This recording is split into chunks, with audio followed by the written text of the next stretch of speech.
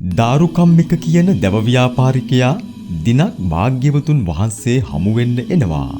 ඉතින් භාග්‍යවතුන් වහන්සේ ඔහුගෙන් අහනවා කොහොමද දාරුකම්මික සැපසනීප ඔබ හොඳින් ඉන්නවද? එහෙමයි ස්වාමීනි. ඔබ දම්පහන් එහෙම දෙනවද? එහෙමයි ස්වාමීනි. කොයි තැනටද කොයි විදිහටද ඔබ දන් දෙන්නේ? භාග්‍යවතුන් වහන්සේ මම දන් දෙන්නේ රහත් වීමට උත්සාහ කරන ආරණ්‍යවල වාසය කරන භික්ෂූන් වහන්සේලාටයි. එවිට අප භාග්‍යවතුන් වහන්සේ දේශනා කරනවා දාරුකම්මික ගිහියෙක් වන ඔබට භික්ෂූන් වහන්සේලාගේ ප්‍රමාද බව හෝ අප්‍රමාද බව හෝ තක්සේරු කරන්න බෑ. ඔබට වඩා පින් සිද්ධ කරගන්න ඕන නම් ඔබ කරන්න තියෙන්නේ සංඝයාට දෙන එකයි. සංඝරත්නය කියන්නේ දුසිල්වත් අය නෙවෙයි. සංඝරත්නය දුසිල්වත් නැහැ. භාග්‍යවතුන් වහන්සේ දේශනා කරනවා දුස්සීලා පන උපාසකා. දුසිල්වත් නම් කෙනෙක් ඒ පුජ්‍යලයා සංඝ නෙවෙයි උපාසකයෙක් කියලා. ඒ නිසා අපි දන් දෙන විට සාංගිකවයි දිය යුත්තේ. එහෙම දුන්නොත් ඒ දීම තුන් කාලෙම වැඩ සිටිනා ඒ උතුම් පාරිශුද්ධ මහා සංඝරත්නයටම දුන්නා වෙනවා. මේ සාංගික කියන දාන ක්‍රමය භාග්‍යවතුන් වහන්සේ බොහොම අගය කර තිබෙනවා. කෙනෙක් සාංගිකව යමක් පූජා කළොත් එය සීමා කරන්න බැරි ආනිසංස ඇති මහා පින්කමක් හැටියටත් පෞද්ගලික දාන කිසිවක් මේ සාංගික දාන ඵලයට කිට්ටු කරන්න පුළුවන් කමක් නෑ කියලත් භාග්‍යවතුන් වහන්සේ අපට දේශනා කරනවා. නමුත් අද මේ తත්වය බොහෝ වෙනස් වෙලා බහුතරයක් දෙනා සංඝ රත්නය වෙනුවට පුජ්‍යල නාමයි සරණ ගිහින් තියෙන්නේ.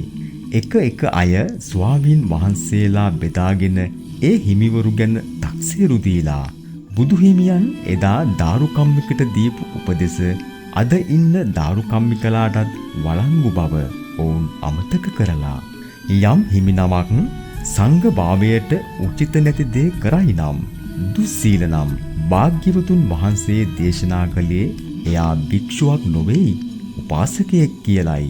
ඉතින් අපි ඒ වගේ අයෙකුට භික්ෂු නාමයෙන් විවේචනය කරනව නම් එය මහත් වූ වරදක්. අපට කරන්න තියෙන්නේ ඔහුට අදාළ තැන ලබා දී නිශ්ශබ්ද වන එකයි. ඒ වගේම අද සමහරු ස්වාමීන් වහන්සේලා දේශනා කරනු ලබන ධර්ම දේශනාවලට සවන් දෙන්නේ බුදු වදනට ගලපලා නොවේයි. තමන්ගේ මතයට ගලපගෙනයි. තමන්ගේ මතයට ගැලපෙනව නම් ඒවා නිවැරදි ධර්ම දේශනා ලෙසත් නැතිනම් බොරු වැඩි බණ ලෙසත් ඔවුන් විග්‍රහ කරගන්නවා. එසේ තමන් රුචි කරන හිමිනම සිල්වත් ලෙසත් අනිත් හිමිවරු දුස්සීල උම්මත්තකයන් ලෙසත් ඔවුන් නම් කර තබා ගන්නවා. නමුත් අපට භාග්‍යවතුන් වහන්සේ දේශනා කළේ කවුරු කෙසේ කීවත් එය ධර්මයට ගැලපෙනව නම් විනයට ගැලපෙනව නම් සූත්‍රයට ගැලපෙනව නම් පමණක් පිළිගන්න කියායි. අවාසනාවකට අද බොහෝ අය සොයා බලන්නේ පිළිගන්නේ පුජ්‍යල චර්යාවට අනුව මිස දේශනාවේ හරය අනුව නොවේයි. මොහොතක් සිතා බලන්න මේ කඩ කරන්නේ උතුම් බුදු වදන නොවේද කියා. කෙසේ වෙතත් අපට භාග්‍යවතුන් වහන්සේ කිසිම අවසරයක් දීලා නැහැ කිසිම භික්ෂුන් වහන්සේ නමක් තක්සේරු කරන්න විවේචනය කරන්න. එසේ ඒ බුදු වදනට අප පිටුපහනව නම් අප භාග්‍යවතුන් වහන්සේට කරන්නේ ගෞරවයක්ද? එනිසා අප ශාස්ත්‍රූන් වහන්සේගේ බුද්ධ වචනයට ගරු කරමින් උන්වහන්සේ පෙන්වා වදාළ ඒ උතුම් මාර්ගයේ ගමන් කරමින් පරම නිෂ්ඨාව වූ උතුම් නිර්වාණය සාක්ෂාත් කරගනිමු.